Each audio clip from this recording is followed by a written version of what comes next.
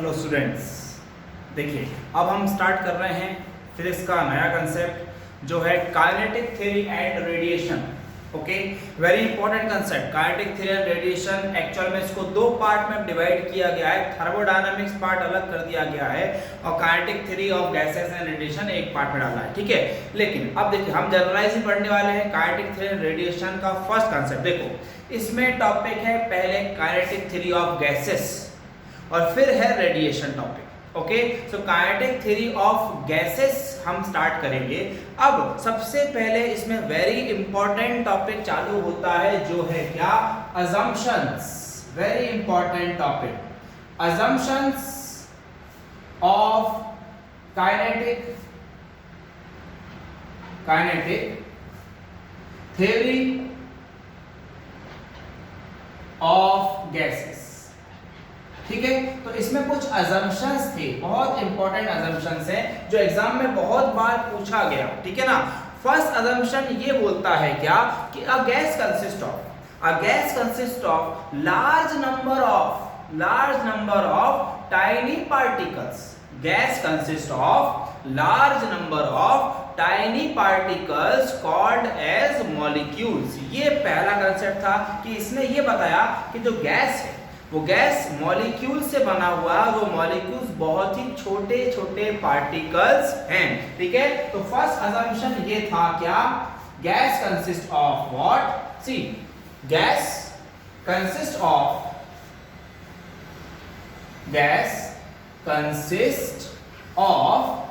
large number of what, tiny particles called as molecules. Okay, this was the first assumption. Okay, this was the first assumption. Second assumption ये बोला गया कि जो molecules हैं, ये molecules perfectly rigid spheres हैं। कौन से शेप के हैं, स्फीयर शेप के हैं। ठीक है ना, परफेक्टली रिजिड बोला गया और परफेक्टली इलास्टिक भी बोला गया। अब इलास्टिक क्यों बोला गया, देखो जो बॉडी परफेक्टली इलास्टिक होती है वो कभी भी रेस्ट में नहीं आती, वैसे गैस ही एक एग्जांपल ऐसा है जो परफेक्टली इलास्टिक है। क्यों, क्योंकि गैस मॉलिक्यूल कभी भी एक जगह आके जमा नहीं होते, they are always in a state of motion. Okay, so means gas molecules are perfectly rigid elastic spheres. So another assumption was what, these molecules, मैं लिख देता हूं, these molecules are perfectly rigid elastic spheres of same size। मतलब अगर मैं बोलूं कि एक ऑक्सीजन मॉलिक्यूल्स है, एक ऑक्सीजन गैस है, उसके अंदर के जितने भी मॉलिक्यूल्स रहेंगे वो सब के सब एक ही शेप और साइज के रहेंगे और वो परफेक्टली इलास्टिक बॉडी रहेंगे। मतलब गैस कभी भी रेस्ट में नहीं आता। इसका मीनिंग ये हुआ कि gas molecule are perfectly elastic. Okay, और मैं आपको बताऊं, अगर ऑक्सीजन गैस ले लिया है तो उसके जितने भी मॉलिक्यूल्स हैं वो सब के सब एक ही डायमेंशन के या फिर एक ही साइज और डायमीटर के रहेंगे। मतलब अगर ऑक्सीजन और नाइट्रोजन गैस मिक्सअप किया तो उन दोनों के मॉलिक्यूल्स अलग अलग साइज के रहेंगे। ओके, डायमीटर सबका डिफरेंट रहेगा। लेकिन किसी कंटेनर में एक ही गैस फिलअप है तो उसके सारे मॉलिक्यूल्स कैसे रहेंगे, व्हाट, इक्वल रहेंगे, of same size and diameter. ये सेकंड अजम्पशन था। थर्ड अजम्पशन क्या बोलता है वो देखिए। ठीक है, थर्ड अजम्पशन में ये बोला गया, volume of one molecule of gas is very small as compared to total volume of gas ये तो बिल्कुल सही है, ये तो होना ही है कि बताओ एक मॉलिक्यूल का वॉल्यूम और टोटल गैस का वॉल्यूम दोनों में से बड़ा कौन रहेगा? Definitely total volume of the gas रहेगा, बराबर। उसमें से अगर मैं एक मॉलिक्यूल निकाल के उसका वॉल्यूम निकालूंगा तो it will be very small as compare to what? Total volume of the gas. ये आपका थर्ड असम्पशन था। उसके बाद नेक्स्ट असम्पशन है फोर्थ वन, गैस मॉलिक्यूल्स। देखो gas molecules are in a state of motion, okay, continuously मतलब gas molecule कभी भी रेस्ट में नहीं आते, तो they are in state of motion continuously non stop, सिर्फ और सिर्फ मोशन होता रहता है। और अगर मोशन हो रहा है तो बताइए उनकी काइनेटिक एनर्जी लॉस हुआ क्या? नहीं। तो हम क्या बोल सकते हैं? Therefore there is no loss of kinetic energy of molecules. No loss of kinetic energy of the molecules, मतलब उनकी काइनेटिक एनर्जी लॉस नहीं होगी, बराबर। अब नेक्स्ट टॉपिक, अब देखो जैसे मैं बोल रहा हूं कि एक कंटेनर में इनफाइनाइट नंबर ऑफ मॉलिक्यूल्स हैं और वो कंटिन्यूअसली मोशन में हैं, तो बताइए वो मॉलिक्यूल्स आपस में कोलाइड होंगे, टकराएंगे, अपने आपस में भी टकराएंगे और कंटेनर की वॉल्स पर भी टकराएंगे, बराबर है।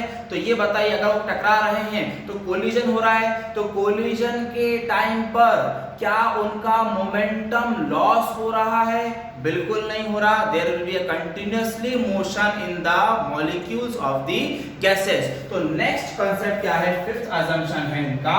देखिए फिफ्थ असम्पशन ये बोलता है due to random motion comma gas molecules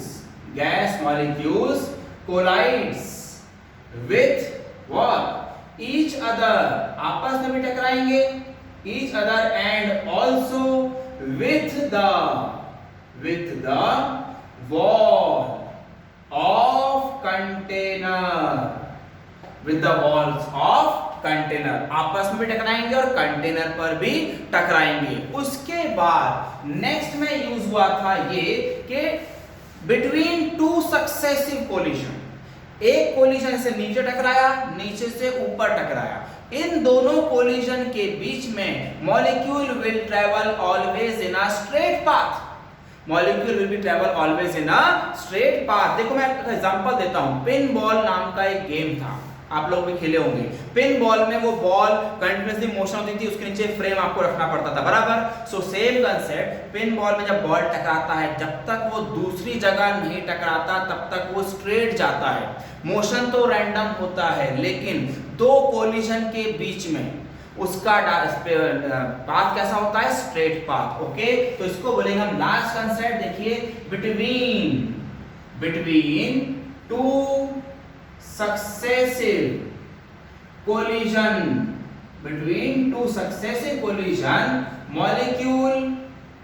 molecule always travels in a straight path,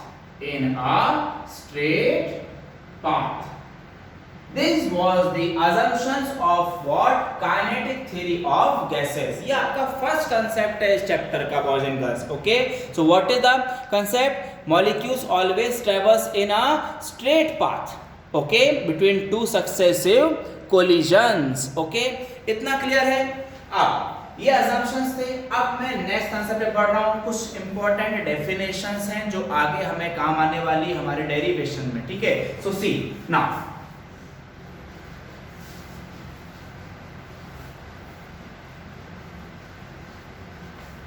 ध्यान से सुने। नेक्स्ट डेफिनेशन जो आने वाली है that will be free path. What is the definition? Free path, okay. नाम से समझ में आ रहा होगा फ्री पाथ, पाथ मतलब डिस्टेंस, ओके। फ्री पाथ क्या होगा? जैसे मैंने आपको बोला, मैंने एक बॉल लिया, थ्रो किया, हिट करेगी फ्लोर पर, यहां से सीधा जाएगी ऊपर टकराएगी सीलिंग पर। तो ये दो कोलिजन के बीच में जो पाथ है उसे बोलेंगे फ्री पाथ। ओके, तो नेक्स्ट हमारा डेफिनेशन आ रहा है nothing but free path.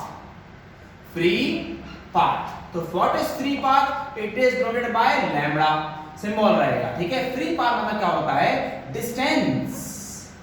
Distance between two successive collision, between two successive collision is called as what? free path। उसे क्या बोलेंगे हम? फ्री पाथ बोलेंगे। पैटर्न समझ में आ गया फ्री पाथ का? ठीक है, अच्छा इसी के बाद नेक्स्ट वर्ड आएगा मीन फ्री पाथ। क्या वर्ड आएगा? Mean free path. अब देखिए आपको मैं बताता हूं फ्री पाथ, मैं बोल रहा हूं कि एक मॉलिक्यूल है गैस का, एक ही मॉलिक्यूल ले रहा हूं, एक मॉलिक्यूल मैंने रूम में छोड़ दिया कंटेनर में, तो वो मॉलिक्यूल रैंडम मोशन में तो आता रहेगा, बराबर, रैंडम मोशन में आ रहा है। ठीक है, तो रैंडम मोशन की वजह से वो कंटिन्यूअसली मोशन में है, तो उसका पाथ हमेशा हर कोलिजन के बाद चेंज हो रहा है। ठीक है ना, तो बताओ वो तो नॉन स्टॉप मोशन में है, रेस्ट में तो आने से रहा, n नंबर ऑफ टाइम्स वो कोलाइड करेगा। ठीक है, उन सब का average is called as what? mean free path। it is denoted by lambda के ऊपर बार। जैसे मैं बोलता हूं, एग्जांपल देता हूं सी, कि मैंने एक बोल दिया कि एक मॉलिक्यूल इस पॉइंट से स्टार्ट हुआ, ये पहले दूसरे जगह पर गया, एक बार कोलाइड किया, वहां से नेक्स्ट जगह पर गया, कोलाइड किया, फिर नेक्स्ट गया, कोलाइड किया, फिर से नेक्स्ट गया, कोलाइड किया, ऐसे मोशन उसके होते रहेंगे। जैसे मैं बोलता हूं A से B, B से C, C से D, D से E एंड सो ऑन। ऐसा मोशन तो उसका होता ही रहेगा। हर एक बार पाथ वैल्यू चेंज हो रही है। देखो A से B लैम्बडा 1, B से C लैम्बडा 2, C से D लैम्बडा 3, D से 4, D से E lambda 4 and so on, n number of times आएगा। तो लैम्बडा बार का फॉर्मूला बनेगा lambda 1 plus lambda 2 plus lambda 3 up to lambda n divide by n times लेना पड़ेगा। This will be the mean free path. अब इसके बाद word आने वाला है आपको mean velocity. Mean velocity, okay, अब देखिए नाम समझ आ रहा है, मीन वेलोसिटी, C के ऊपर बार रहेगा। ओके, अब देखो जब कोलिजन्स के पाथ डिफरेंस है, पाथ अलग अलग है, A से B का डिस्टेंस अलग है, B से C अलग है, C से D अलग है, D से E अलग है, ये अलग अलग डिस्टेंस है। तो डिस्टेंस अगर अलग अलग है तो स्पीड भी डिफरेंस रहेगी, क्योंकि what is speed? Distance upon time. तो इन दिस केस हम फिर से एक बार डायग्राम बनाने वाले हैं इस तरह रैंडम मोशन का। देखो कैसे सी, अब मैं बोल रहा हूं ये पॉइंट से स्टार्ट हुआ, A से B जाएगा, B से C जाएगा, C से D जाएगा, D से E जाएगा, ओके, E से सपोज F जाएगा, नाम देता हूं A से B, B से C, C से D, D से E, E से F, बराबर, ठीक है ना, F। अब A से B जा रहा है, ये वेलोसिटी बोलूंगा C1, B से C गया वेलोसिटी C2, C से D गया वेलोसिटी C3, D से E गया वेलोसिटी C4 और E से F जाएगा velocity C5।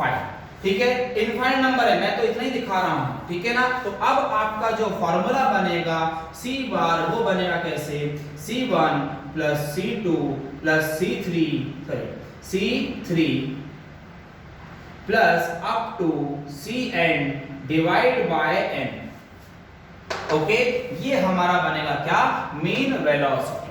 Okay, mean velocity, average value निकाल लिया। अब इसी के बाद डेफिनेशन बनता है मीन स्क्वायर वेलोसिटी। देखो नाम क्या आ गया, मीन स्क्वायर वेलोसिटी।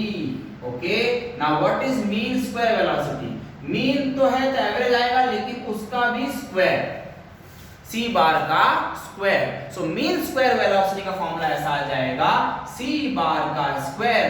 तो सारे वेलोसिटीज को स्क्वायर करके ऐड करना है, C1 square plus C3 square up to Cn square divide by n।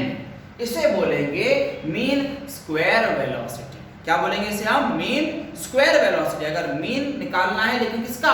Square of the velocities का, तो हर एक वेलोसिटी को स्क्वायर किया है और कुछ नहीं, ठीक है। लास्ट कंसेप्ट आता है root mean square, root mean square velocity, root mean square velocity, very important, ये ज्यादा इंपॉर्टेंट है, जिसे बोलते हैं आरएमएस वेलोसिटी। क्या बोलते हैं इसको हम? आरएमएस वेलोसिटी, ये भी सी का वर्ड रहेगा, ठीक है। इसको नोटेशन देते हैं C R M S, RMS मतलब रूट मीन स्क्वायर वेलोसिटी का root is called as CRMS. मतलब मैं क्या करूंगा, सीआरएमएस अगर निकालना है तो मीन स्क्वायर वेलोसिटी का रूट चाहिए, तो मीन स्क्वायर वेलोसिटी ये है c1 square plus c2 square up to what cn square divide by n, और ये कंप्लीट में क्या आ जाएगा, रूट में आ जाएगा। क्लियर? तो अगर मैं मीन स्क्वायर वेलोसिटी का रूट ले लूंगा तो CRMS बनेगा। अब इसी से मैं एक फॉर्मूला भी और लिख देता हूं जो आगे के डेरिवेशन में मुझे काम का है।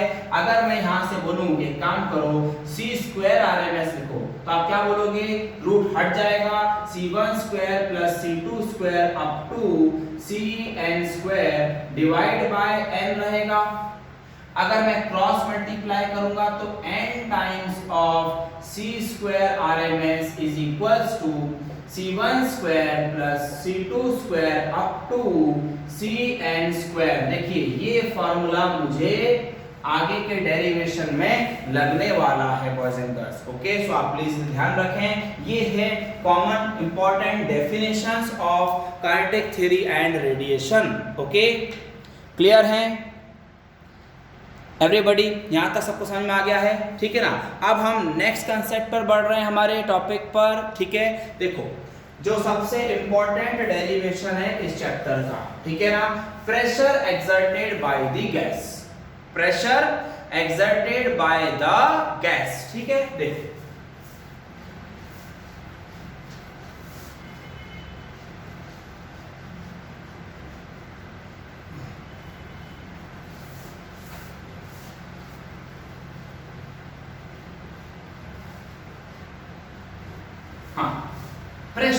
प्रेशर का कॉमन फॉर्मूला सबको पता है। मैं आपको पैटर्न बताऊंगा कि हमें कौन से पैटर्न में आंसर निकालना है, ठीक है। देखो topic is nothing but pressure exerted by gas, ये फाइंड आउट करना है, pressure exerted by gas. Okay, कैसे करेंगे वो देखिए। प्रेशर, तो अभी वैसे मैंने आपको बोला कि मुझे प्रेशर ऑब्टेन करना है। प्रेशर का फॉर्मूला होता है फोर्स अपॉन एरिया। क्या होता है फॉर्मूला? फोर्स अपॉन एरिया, बराबर है, ठीक है। Pressure formula force upon area, ठीक है ना। फोर्स अपॉन एरिया मतलब प्रेशर निकालने के लिए मेरे पास फोर्स अपॉन एरिया होना चाहिए। तो प्रेशर के पहले मैं निकालूंगा फोर्स। फोर्स का सबसे इंपॉर्टेंट फॉर्मूला सब लोग बोलते हैं मास इनटू एक्सेलरेशन, लेकिन नहीं, फोर्स का फॉर्मूला होता है rate of change of momentum with respect to time. मतलब फोर्स निकालने के लिए मेरे पास rate of change of momentum होना चाहिए, विद रिस्पेक्ट टू टाइम भी होना चाहिए। F के पहले मतलब मैं निकालूंगा क्या, dp एंड dt। अगर ये दोनों वैल्यू मिलेंगे तो फोर्स मिलेगा, और फोर्स मिलेगा तो प्रेशर मिलेगा। मतलब ये प्रोसेस रहेगी to find the pressure exerted by the gas molecule. Okay, अब देखो सी ना, प्रेशर फाइंड आउट करना है। अब मैं आपको बोल रहा हूं कि मेरे पास एक क्यूबिकल कंटेनर है। कौन सा कंटेनर है? Cubicle container. क्यूबिकल मतलब समझना है आपको, ऑल साइड्स आर इक्वल। उस क्यूबिकल कंटेनर का लेंथ मैं L लूंगा, स्मॉल l, ठीक है ना। क्यूबिकल कंटेनर है, ध्यान से सुनना, ठीक है। अब डायग्राम ड्रॉ करते हैं। मैं कंटेनर तो नहीं बनाऊंगा, मैं बनाऊंगा सिर्फ और सिर्फ एक स्क्वायर। स्क्वायर क्यों बनाया मैंने? क्योंकि क्यूबिक क्यूब जो है स्क्वायर साइड से ही बना होता है, बराबर है। All sides are equal, all sides are what, equal, ठीक है। अब इसको 3 डायमेंशन में दिखा देते हैं, एक्स एक्सिस, वाई एक्सिस और एक और हमारा जेड एक्सिस, ठीक है ना। ये हमारा एक्स, ये वाई, सॉरी ये वाई है, और यहां पर ये जेड है, समझ लीजिए। और मैं क्या बोल रहा हूं कि कंटेनर जो है कितना लेंथ है इसका, L इज द लेंथ, ठीक है। अब जिस रूम में आप बैठे हुए हो, ये फ्रंट एक वॉल और ये दूसरी वॉल, इन दोनों के बीच में डिस्टेंस मैंने कितना लिया है, L, ठीक है। अब मैं कंसीडर करूंगा इसमें मॉलिक्यूल्स ऑफ गैसेस, कैसे कंसीडर करूंगा वो देखिए। मगर मैं इनफाइनाइट नंबर ऑफ मॉलिक्यूल्स नहीं लूंगा, मैं ये बोल रहा हूं कि इसमें अभी एक मॉलिक्यूल ऑफ गैस फर्स्ट। अच्छा, क्यूब में क्यूबिकल कंटेनर में जो गैस ले रहा हूं वो एक ही टाइप की है, सपोज ऑक्सीजन। ऑक्सीजन गैस मैंने रूम कंटेनर में फिलअप कर दी, तो उसके जितने भी मॉलिक्यूल्स रहेंगे सबका मास सेम रहेगा, सबका साइज सेम रहेगा। ये प्रॉपर्टी में मैं आपको लिखवा चुका हूं, ठीक है। अब ये जो मॉलिक्यूल है इसका मास मैं ले रहा हूं कितना, अभी स्मॉल है। कितना मास है, स्मॉल है, एक ही मॉलिक्यूल कंसीडर करा। लेकिन ये जो मॉलिक्यूल है ये 3 डायरेक्शन में ट्रेवल कर सकता है, या तो x, या तो y, या फिर z, क्योंकि कंटेनर में है, कंटेनर 3 डायमेंशनल है, 3 डायमेंशन में ये कहीं पर भी ट्रेवल कर सकता है, बराबर है। कंटेनर में ये कहीं पर भी ट्रेवल कर सकता है, ओके, x, y या z एक्सिस के लिए। अब अगर ये 3 डायमेंशन में ट्रेवल कर रहा है तो इसके 3 कंपोनेंट्स रहेंगे वेलोसिटी के। कैसे, आपको बताता हूं। मैं बोलूंगा कि x एक्सिस पर इसका कंपोनेंट रहेगा u1, y एक्सिस पे इसका कंपोनेंट रहेगा v1 और z एक्सिस पर इसका कंपोनेंट रहेगा w1। मतलब एक मॉलिक्यूल 3 डायमेंशन में ट्रेवल कर सकता है तो उसके 3 कंपोनेंट आएंगे along x axis, y axis and z axis, ठीक है। अब देखो x एक्सिस कंसीडर करो, मॉलिक्यूल यहां से स्टार्ट होके इधर जा रहा है विद द वेलोसिटी u1, टकराएगा तो वापस आएगा, और अगर वापस आता है तो नेगेटिव x एक्सिस की तरफ जाएगा। पहले कहां बढ़ रहा है, पॉजिटिव, जब टकराएगा तो इसके डायरेक्शन चेंज हो जाएंगे। इसीलिए जब मॉलिक्यूल इस वॉल पर आके टकरा के वापस होगा तो उसका वेलोसिटीज के डायरेक्शन उल्टे होंगे। देखो ये आ गया हमारा -u1, पॉजिटिव v1 ऊपर था y एक्सिस में, तो अब v1 नेगेटिव साइड में आएगा -v1। w1 positive z axis पे था तो इसका अपोजिट आएगा -w1। देखो टकराने के बाद मॉलिक्यूल्स ने अपने डायरेक्शन सारे उल्टे कर लिए, ठीक है।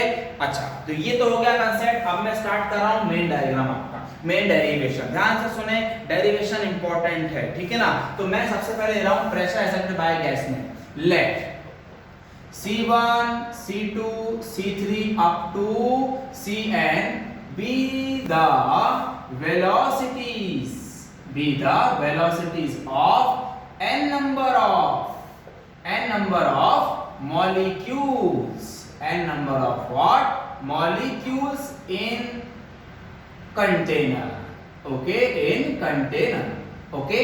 ये फर्स्ट पॉइंट हो गया हमारा, ठीक है। तो अगर ये 3 डायमेंशनल में है और तीनों dimension perpendicular to each other है, तो ये भी आपने कंसेप्ट पहले पढ़ा है रिजोल्यूशन ऑफ वेक्टर्स में, कि जब वेक्टर्स परपेंडिकुलर होते हैं तो रिजल्टेंट का फार्मूला कैसे लिखा जाता है। मैं डायरेक्टली लिख रहा हूं, देखो अगर आपको c1 स्क्वायर पूछ लिया तो c1 मतलब फर्स्ट मॉलिक्यूल का वेलोसिटी, C2 सेकंड मॉलिक्यूल की, C3 थर्ड मॉलिक्यूल की एंड सो ऑन, ठीक है। तो अब देखो C में 3 का, ये पहला मॉलिक्यूल है, इसका मास तो m है, कांस्टेंट है, लेकिन इसकी कंपोनेंट u1, v1, w1 है, इसीलिए c1 स्क्वायर आएगा u1 square plus v1 square plus w1 square.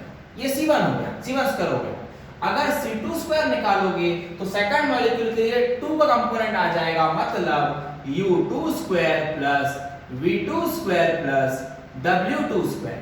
ऐसे करते करते हमें cn का स्क्वायर निकालना है, जो है un square plus vn square plus wn square. हो गया, n नंबर ऑफ मॉलिक्यूल्स के हमने वेलोसिटीज लिख लिया, ठीक है। एक पार्ट कंप्लीट हुआ, उसके बाद आगे बढ़ते हैं। देखो अब मैं फाइंड करूंगा पहले इनिशियल मोमेंटम। अच्छा, वो भी लिखने के पहले अब हम लिख रहे हैं सिर्फ और सिर्फ अलोंग। देखो ये वर्ड इंपॉर्टेंट है बॉयज एंड गर्ल्स, ध्यान से सुनना। अब मैं बोल रहा हूं सिर्फ अलोंग एक्स एक्सिस, मतलब जो भी आंसर अब निकालूंगा सिर्फ एक्स एक्सिस के लिए ही निकालूंगा, और एक्स एक्सिस का आंसर निकाल के बाकी कंपेयर करूंगा आंसर्स में। देखो कैसे, अलोंग एक्स एक्सिस, देखिए अलोंग एक्स एक्सिस में हम वेलोसिटी फॉर्मूला कैसे निकालेंगे, ध्यान से सुनना। मैं बोलूंगा कि एक्स एक्सिस पर मुझे मोमेंटम चाहिए, initial momentum, initial momentum. Initial momentum मतलब क्या, देखो पहली बात तो एक्स एक्सिस पर वेलोसिटी कौन सी है, u1 है। u1 से मॉलिक्यूल जा रहा है, पहला मॉलिक्यूल, सेकंड मॉलिक्यूल u2 से जाएगा, तीसरा मॉलिक्यूल u3 से जाएगा एंड सो ऑन। तो u1 से जा रहा है, तो इसीलिए इनिशियल मोमेंटम बनेगा m टाइम्स ऑफ u1, क्योंकि mass into velocity is nothing but what, momentum. Okay, उसके बाद initial momentum, next will be final momentum. Now what is final momentum, formula will be final momentum, check करो, टकराने के बाद जब वो वापस आ रहा है तो उसकी वेलोसिटी बन गई है -u1, लेकिन उसका मास चेंज नहीं हुआ, मास तो m ही है, मतलब in final momentum is minus times of mu1, minus times of what, mu1। ये हो गया initial and final momentum along x axis. अब ये होने के बाद देयरफॉर अब मैं फाइंड करूंगा क्या, change in momentum, change in momentum. तो what is change in momentum, आपको सिंबल बताया हूं मैं dp। चेंज कैसे निकलता है, फाइनल माइनस इनिशियल। तो फाइनल मोमेंटम कौन है, -mu1, इनिशियल कौन है, mu1। तो आंसर आ रहा है dp का -2 टाइम्स ऑफ mu1। dp हो गया, नेगेटिव साइन को हटाने के लिए मैं लिखूंगा अभी क्या, इन मैग्नीट्यूड। इन मैग्नीट्यूड अगर लिखते हैं तो dp का वैल्यू ट्वाइस mu1 ही आएगा।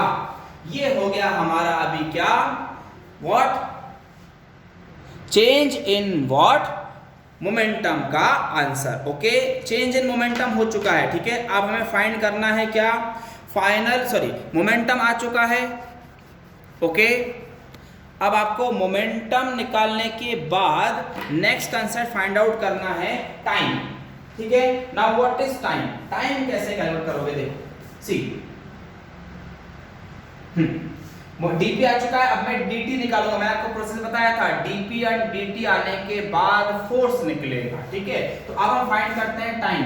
टाइम सबको पता है, फॉर्मूला होता है क्या, डिस्टेंस अपॉन स्पीड, ठीक है। टाइम को मैं ले रहा हूं अभी t, सर dt ले लेते directly, dt is equals to, देखो m यहां से स्टार्ट हुआ, टकराया और वापस आ गया, इसको लगने वाला टाइम कितना है, डिस्टेंस कितना कवर किया, देखो l गया और l से वापस आ गया, तो डिस्टेंस कवर किया इसने ट्वाइस l। कितनी स्पीड से गया था, u1 से गया था और u1 से वापस आया, तो मैं लिखूंगा u1। ये वैल्यू हो गई किसकी, dt की। dt अगर आ गया है, dp अगर आ गया है, तो मैं देयरफॉर अब फर्स्ट मॉलिक्यूल का f1 निकाल रहा हूं। फर्स्ट मॉलिक्यूल इसलिए f1 लिया, ठीक है। कौन से एक्सिस पर है, हम सिर्फ x एक्सिस पर है। f1 का फॉर्मूला बनेगा, फॉर्मूला याद करो, मैंने बताया dp बाय dt। dp का वैल्यू कितना है, ट्वाइस mu1, और dt का वैल्यू कितना है, ट्वाइस l अपॉन u1। 2 2 तो कैंसिल हो रहा है, मतलब हमें f1 मिल गया है, u1 ऊपर जाएगा, m u1 square by l, ये आ गया आपका f1।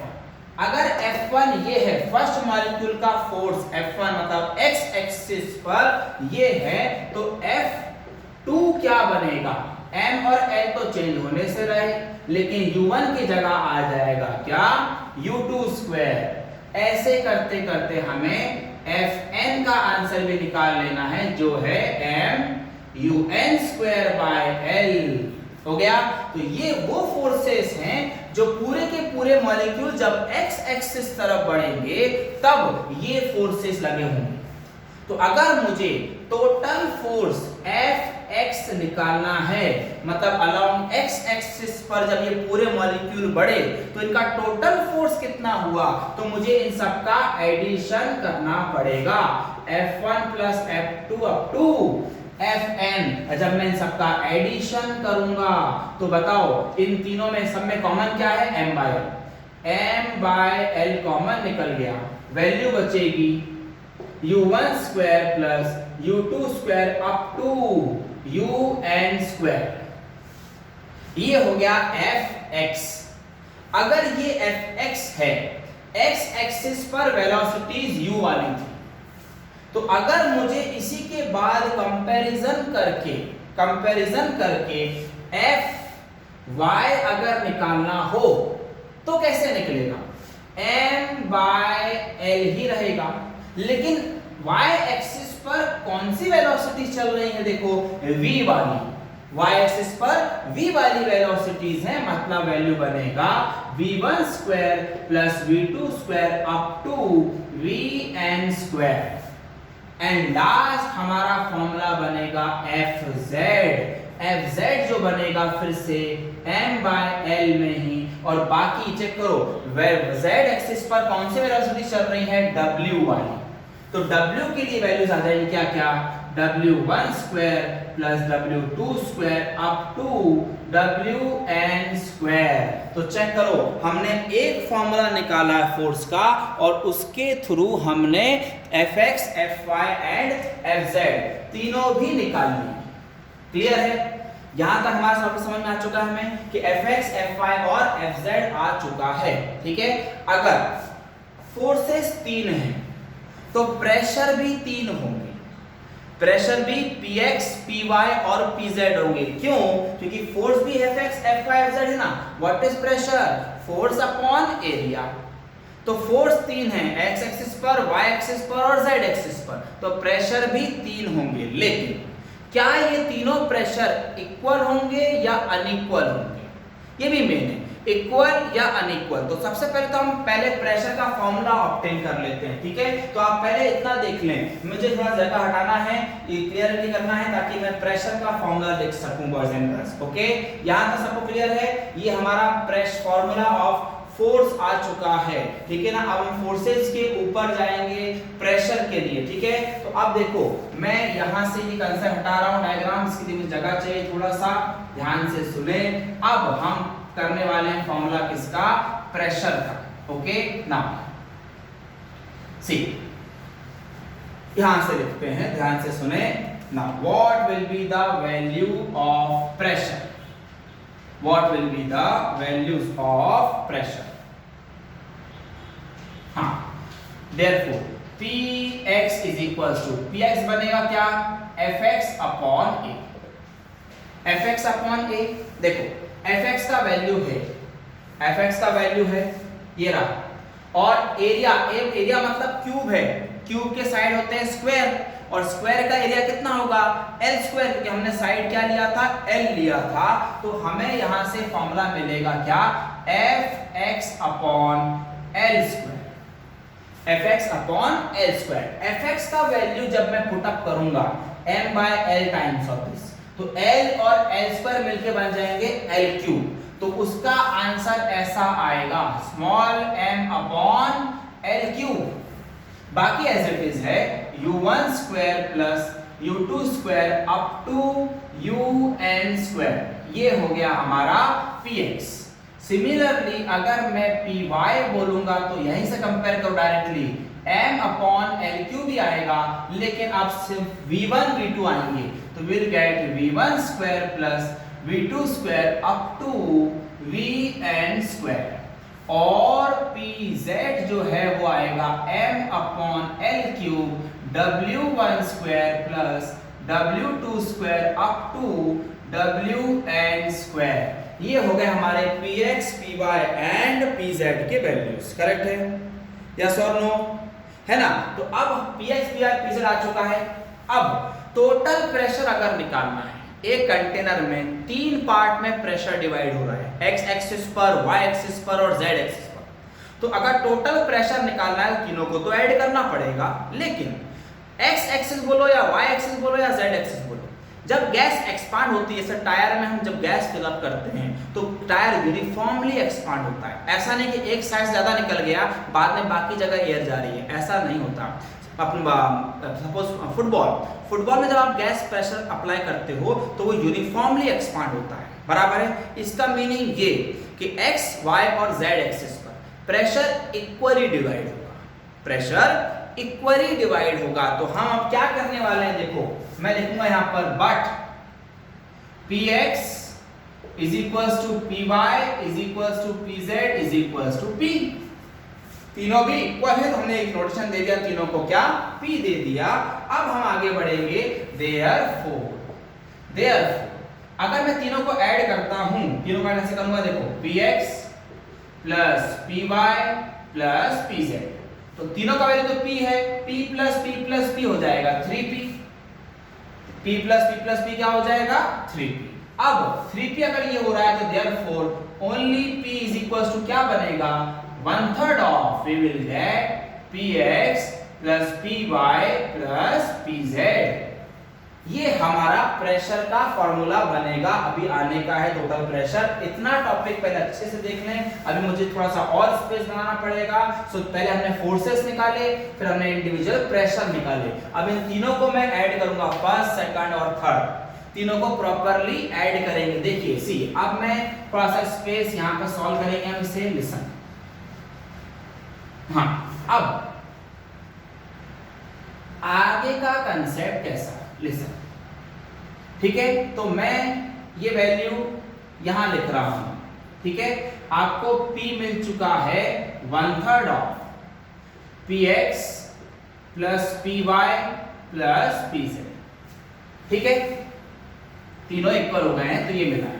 अब मैं इन तीनों का वैल्यू लिख रहा हूं, तीनों में m/l³ कॉमन है, तीनों में m/l³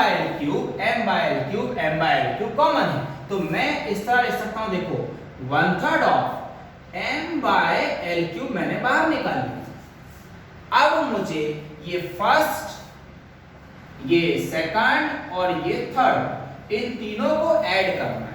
तो इसके अंदर की जो वैल्यूज है मैं उसको ऐड भी देखो कैसे करूंगा, u1² plus v1² plus w1² एक साथ, सेकंड में u2² plus v2² plus w2² एक साथ, थर्ड में un² plus vn² plus wn² एक साथ।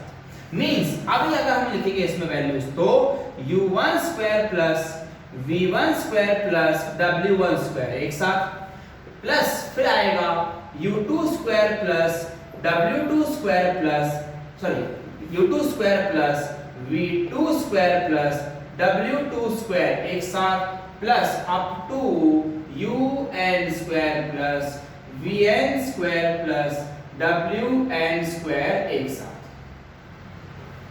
इस तरह हम एडिंग करेंगे। इससे फायदा क्या हुआ, ये देखो हमने स्टार्टिंग में लिखा हुआ था un² vn² wn² c1² है, इसका आंसर c2² है और इसका आंसर cn² है।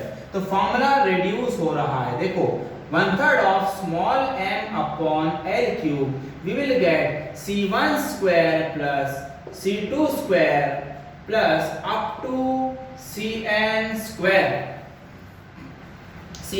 इतना आ चुका है। अब हम इसके आगे बढ़ेंगे। ये जो वैल्यू थी मैंने आपको CRMS का फॉर्मूला लिखवाया था शॉर्ट में, ध्यान से सुनिए, आपने इसी वीडियो में स्टार्टिंग में देख लेना, मैंने वहां पर एक फॉर्मूला लिखा था c1² plus c2² up to cn² और कुछ नहीं था, n टाइम्स ऑफ c²RMS था। यस और नो, आपने देखा होगा इसी वीडियो में मैंने स्टार्टिंग में जब मैं डेफिनेशन पढ़ा रहा हूं तब मैंने ये फॉर्मूला लिखा था। इसकी जगह पर हम डायरेक्टली ये वैल्यू लिख सकते हैं। अब देखो, एक मॉलिक्यूल का मास स्मॉल m है और n नंबर ऑफ मॉलिक्यूल्स है कंटेनर, मुझे नहीं पता, तो m इंटू n जो होगा वो क्या होगा, टोटल मास। तो यहां से फॉर्मूला जो बनेगा P इज इक्वल्स टू 1/3 रहने देंगे, m इंटू n मतलब टोटल मास, अपॉन में आ जाएगा l³ और इनटू में बनेगा c²RMS। ओके, अब देखो यहां से आगे बढ़ते हैं, इसी में मास L upon L cube. What is L cube? Volume of a container. Volume of the container. मतलब इसको आप ऐसा लिख सकते हो, P is equals to 1/3 of mass upon volume times of C square RMS. और मास अपॉन वॉल्यूम क्या होता है, सबको पता है, डेंसिटी। तो प्रेशर का main formula is nothing but 1/3 of rho C square RMS. This will be the pressure exerted by the gas. यहां पर आपका ये डेरिवेशन कंप्लीट हुआ किसका, pressure exerted by the gas. Formula क्या रहेगा, 1/3 of rho C square RMS। Okay, हाँ, तो अब हम इसी फॉर्मूले को थोड़ा सा मॉडिफाइड करके और आगे बढ़ाएंगे। ठीक है, इसी से एक और फॉर्मूला मिलता है, देखिए।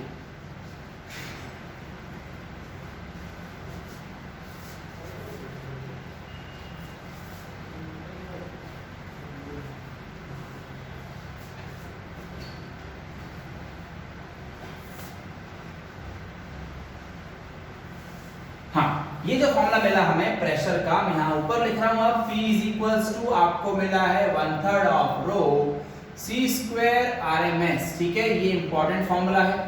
अब इससे हम आगे बढ़ते हैं सॉल्विंग में। इसे मैं इक्वेशन 1 दे रहा हूँ। ठीक है, नाउ अब देखिए नेक्स्ट आंसर इससे क्या कर सकते हैं। अभी जैसे P इज इक्वल्स टू आपने 1/3 लिखा, डेंसिटी की जगह में मास अपॉन वॉल्यूम लिख सकता हूँ, बिल्कुल लिख सकता हूँ, इनटू C square RMS। ठीक है, अब मैं इसी को ऐसा लिख सकता हूं, देखो PV is equals to 1/3 of M C square RMS। Correct है, ठीक है। अब आपको पता है एक वैल्यू नाम लिखूंगा for ideal gas equation, ideal gas equation of 1 mole. 1 mole, तो आपको पता है PV is equals to nRT एक इक्वेशन है, आइडियल गैस इक्वेशन। 1 मोल अगर बोल दिया तो n का वैल्यू 1 हो जाएगा। 1 मोल मतलब n का वैल्यू 1, तो PV इज इक्वल्स टू कितना आ गया, RT। देयरफॉर ये इक्वेशन 2 और ये इक्वेशन 3, फ्रॉम 2 and 3 आपको फॉर्मूला मिलेगा, PV की जगह मैं RT पुट अप करूंगा, we will get RT is equals to 1/3 of M C square RMS। Correct है। अब क्रॉस मल्टीप्लाई कर रहा हूं, देखो can we write 3RT upon capital M is equals to C square RMS, बिल्कुल लिख सकते हैं। तो उसके बाद यहां से ओनली CRMS क्या आएगा, CRMS आएगा अंडर रूट में 3RT अपॉन M। करेक्ट है, ये है CRMS का फॉर्मूला जो न्यूमेरिकल्स में काम आएगा। इसी फॉर्मूले से एक चीज और सामने आती है, क्योंकि देखो 3 तो कांस्टेंट है, R मतलब यूनिवर्सल गैस कांस्टेंट है, M मतलब total mass of the gas molecule है, वो भी कांस्टेंट है। तो इसको हम ऐसा लिख सकते हैं, CRMS directly proportional to under root of temperature. Okay, ये भी एक फॉर्मूला है जो न्यूमेरिकल में काम आएगा। ठीक है, अब इसी फॉर्मूले से इसी कंसेप्ट को और यूज कर सकते हैं। देखो मैं यूज कर रहा हूं अब फ्रॉम 2, देखो 2 इक्वेशन ले रहे हैं। 2 इक्वेशन क्या बोला था, PV is equals to 1/3 of M C square RMS। तो क्रॉस मल्टीप्लाई करते हैं, देखो 3PV is equals to M C square RMS। अब यहां से मैं इसको इस तरह लिख सकता हूं, देखो 3/2PV is equals to half M C square RMS।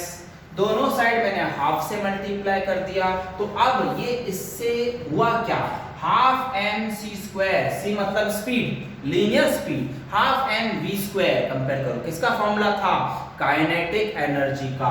तो ये जो है ये बेस किसका है, kinetic energy is equals to 3/2 PV। This will be the formula of what, kinetic energy of the gas. Okay, so kinetic energy का formula 3/2 pv आया, और pv की जगह पर हम एक चीज यूज करते हैं, कौन सा, equation 3। So from 3 kinetic energy का एक और फॉर्मूला है 3/2 RT, 3/2 RT। So these were the formulas obtained from what? Pressure exerted by the gas। Pressure की वजह से ये दो फॉर्मूले बने, CRMS और काइनेटिक एनर्जी। ओके, क्लियर है यहां तक सबको? Anybody?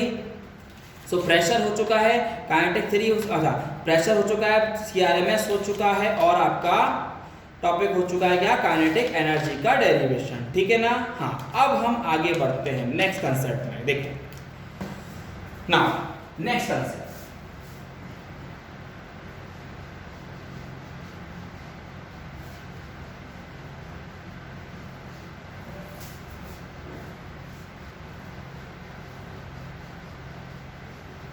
Very important topic now. See, topic है absorption, comma reflection and transmission of heat. ये टॉपिक, ठीक है, ध्यान से समझना, वेरी सिंपल कंसेप्ट। देखिए, मैं बोल रहा हूं कि मेरे पास एक ग्लास स्लैब है। क्या है ये? Glass slab. ग्लास स्लैब आपको पता है, ग्लास स्लैब एक रिफ्रैक्टिंग बॉडी है। कौन सी बॉडी है? Refracting body. ठीक है ना? अब मैं बोल रहा हूं कि मैंने इसको बाहर कहीं रख दिया इन एटमॉस्फेयर, तो सनरेज आएगी। सनरेज जब आएगी तो लाइट रेज तो आएंगी डेफिनेटली, लेकिन लाइट अपने साथ हीट कैरी करती है। ठीक है, अब हीट एनर्जी आ रहा है तो मैं उसको बोलूंगा कि इसके ऊपर हीट आ रहा है, नथिंग बट Q। अब क्या क्या होगा? ग्लास सरफेस है तो डेफिनेटली कुछ ना कुछ पार्ट को रिफ्लेक्ट करेगा, कुछ ना कुछ पार्ट को रिफ्लेक्ट करेगा। ठीक है, इसीलिए मैं बोल रहा हूं Q में से कुछ अमाउंट इसने रिफ्लेक्ट कर दिया और वो हीट है, मतलब QR। अब कुछ हीट अंदर आएगी, डेफिनेटली अंदर आएगी कि रिफ्रैक्टिंग सरफेस है। जब हीट अंदर आएगी तो आप एक्सपेरिमेंट कर सकते हो, अगर मैं ग्लास को धूप में रख दूं तो वो गर्म होगा। गर्म हो रहा है मतलब वो हीट को एब्जॉर्ब भी कर रहा है। ठंडा पड़ा है क्या? नहीं, गर्म हो रहा है मतलब वो हीट को एब्जॉर्ब भी कर रहा है, तो कुछ अमाउंट ऑफ हीट एब्जॉर्ब हो जाएगा, बराबर।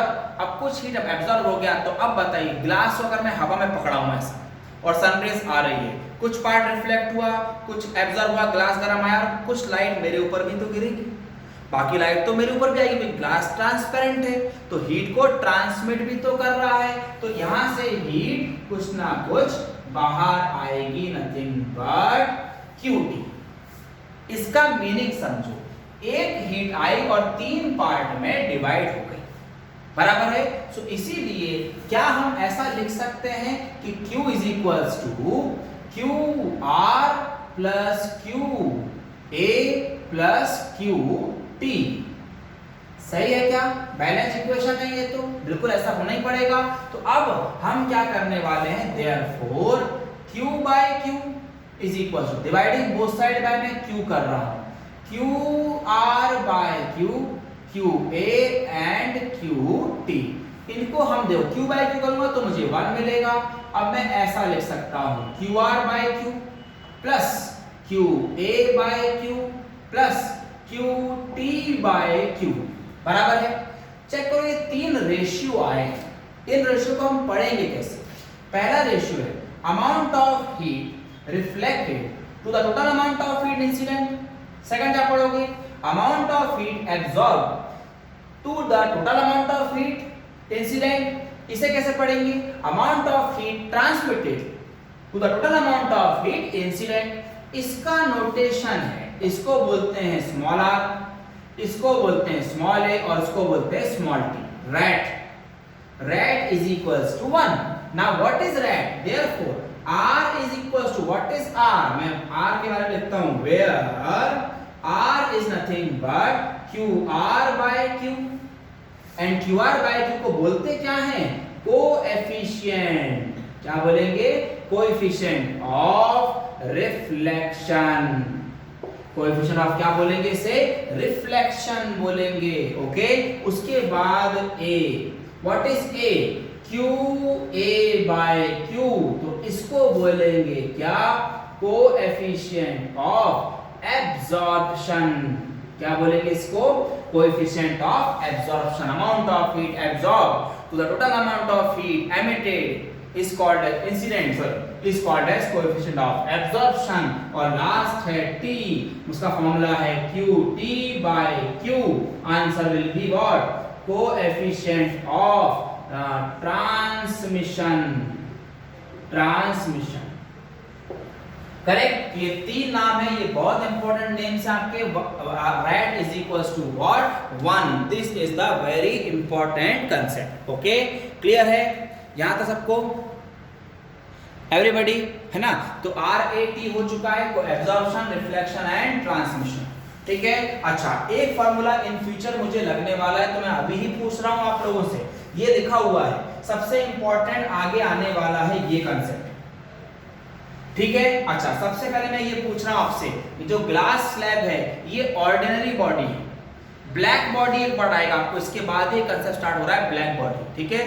दो कंसेप्ट इसमें, ordinary and black. Black body मतलब पूरी ब्लैक, और ऑर्डिनरी बॉडी मतलब अदर देन ब्लैक बॉडी जितनी भी है वो सब की सब ऑर्डिनरी बॉडी. ठीक है. तो ग्लास स्लैब जो है वो ऑर्डिनरी बॉडी में चला गया. तो अगर इसने क्या ऑब्जर्व किया, देखो A इज इक्वल्स टू हमारा आंसर आया है QA बाय Q. तो अगर मैं बोलूं कि एक बार बताओ इस स्लैब ने, इस ऑर्डिनरी बॉडी ने कितना हीट एब्जॉर्ब किया था, तो आप उसका आंसर यहीं से निकाल सकते हो. QA is equals to A times of Q. इतना हीट एब्जॉर्ब किया है.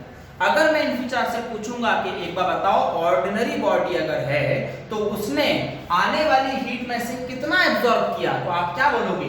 A times of Q absorb किया है सर. बराबर. माइंड में सेट कर लो कि कोई भी ऑर्डिनरी बॉडी है, अमाउंट ऑफ हीट Q आ रहा है, तो वो कितना एब्जॉर्ब करेगी? A times of Q. ये फार्मूला यहां से बनता है. A times of what? Q. What is small a? Coefficient of absorption. Okay, तो ये कंसेप्ट को याद रखना. इसके बाद ही ये कंसेप्ट लगेगा in the further derivations. Okay, अब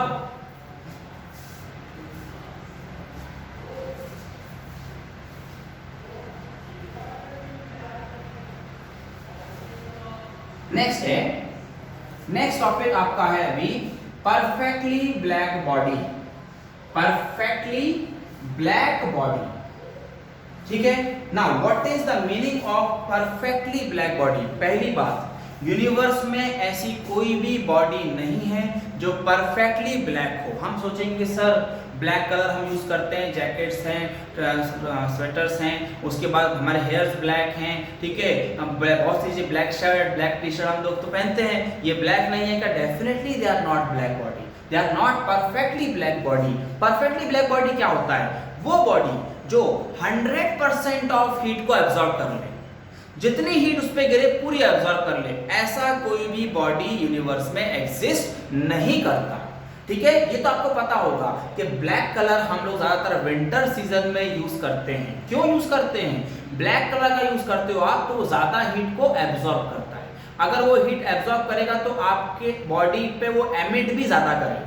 मतलब हमने पहना जैकेट या स्वेटर ब्लैक कलर का, तो हीट एब्जॉर्ब करेगा और हमारी बॉडी पे वो हीट रिलीज करेगा, मतलब एमिट करेगा, ट्रांसमिट करेगा, ट्रांसफर करेगा. बराबर है. तो जितना एब्जॉर्ब करेगा उतने तो ट्रांसफर करेगा ना. बराबर. इसीलिए समर सीजन में ज्यादातर ब्लैक कलर के शर्ट या जीन्स या black colour extra concept use नहीं करा जाता. ठीक है ना. लाइट वेट मतलब व्हाइट कलर के ज्यादातर यूज करे जाते हैं in the summer season. Winter में ही हम लोग ब्लैक कलर को ज्यादा यूज करते हैं, ज्यादा प्रेफरेंस देते हैं. क्यों? क्योंकि ब्लैक कलर हीट को ज्यादा एब्जॉर्ब तो करता है. ठीक है. भले वो परफेक्टली ब्लैक ना हो. परफेक्टली ब्लैक क्या होता है? Which will absorb 100% of heat. Okay. ऐसा बॉडी एग्जिस्ट नहीं करता सिवाय एक के. ठीक है, एक बॉडी है जिसका नाम है लैंप ब्लैक। लैंप ब्लैक क्या होता है? काफी स्टूडेंट को समझ में आ गया होगा। लैंप ब्लैक मतलब लैंप सुना होगा आपने, लैंप चिमनी, ठीक है। लालटेन एक नाम सुना होगा, आप लोगों ने देखा भी होगा, उसमें केरोसिन ऑयल से वो लालटेन बनाई जाती है, वो जलता है, ठीक है। उसके सराउंडिंग में एक ग्लास का, कांच का कोटिंग रहता, मतलब कवरिंग रहता है। जब वो जलता है, फ्लेम जलता है, तो उसके पूरा ग्लास पे ब्लैक जमा हो जाता है। ब्लैक जो जमा होता है उसे बोलते हैं लैंप ब्लैक। जो धुआं उठता है ब्लैक कलर का और जो पूरे ग्लास पर डिपॉजिट हो जाता है उसे बोला जाता है क्या? Lamp black. और लैंप ब्लैक ही एक ऐसा बॉडी है जो nearly, not 100%, nearly 98% of light को एब्जॉर्ब कर लेता है, उसे बोलते हैं क्या? Lamp black. लैंप ब्लैक को हम परफेक्टली ब्लैक बॉडी कंसीडर कर सकते हैं, लेकिन फिर भी वो परफेक्टली ब्लैक नहीं है, क्योंकि perfectly black body will absorb 100% of light. Okay, will absorb what? 100% of light. लेकिन एक साइंटिस्ट था जिसने परफेक्टली ब्लैक बॉडी बनाया with the help of lamp black, ठीक है। कैसे? उसका नाम था फेरिस ब्लैक बॉडी।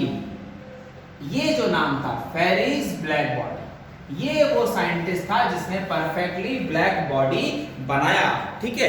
अब इसको हम थोड़ा सा समझ लेते हैं, परफेक्टली ब्लैक बॉडी को। इसने कुछ नहीं किया, एक मेटल स्फीयर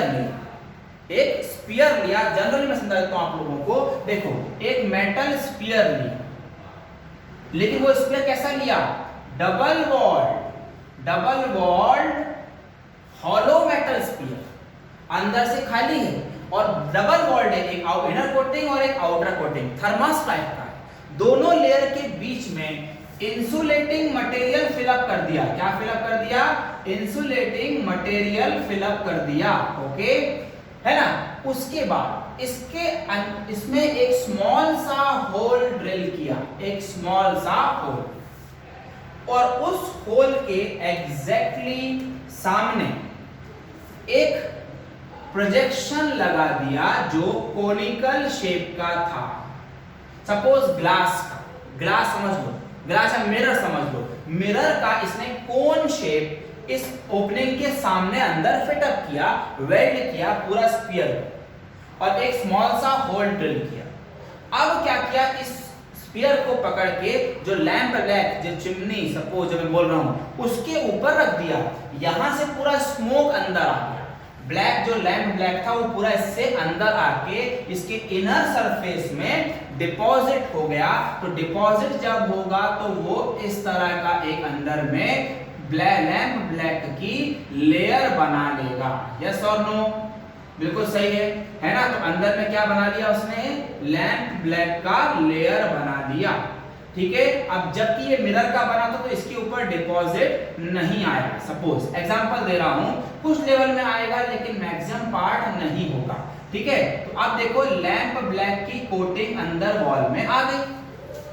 अब इसने क्या किया? यहां से लाइट रे अंदर भेजा। जब ये लाइट रे यहां से अंदर आया तो सबसे पहले टकराया वो कोनिकल प्रोजेक्शन, ठीक है। ये है इंसिडेंट लाइट। तो जैसे ही वो कोनिकल प्रोजेक्शन को टकराया, इसने उसको रिफ्लेक्ट कर दिया। रिफ्लेक्ट करके वो कहां टकराया? देखो, लैंप ब्लैक के ऊपर।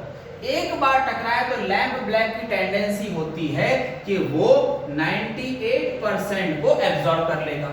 अब बचा कितना? 2% इसका रिफ्लेक्शन हुआ।